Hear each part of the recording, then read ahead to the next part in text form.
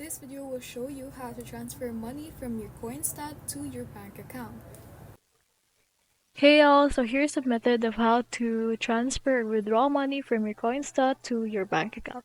So head onto your icon right here, which is on the upper right, then tap on, and from that, you will see this page right here, which you can withdraw your Australian dollars. So press on that, and it will give you this, which account would you like to withdraw to.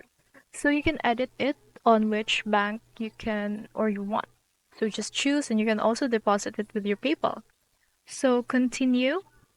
You will press the amount or select the amount to withdraw. So yes. And after that, it will have an overview and just confirm some prompts right here that you have confirmed that this withdrawal transaction is correct. Then the withdrawal is submitted. And that's all.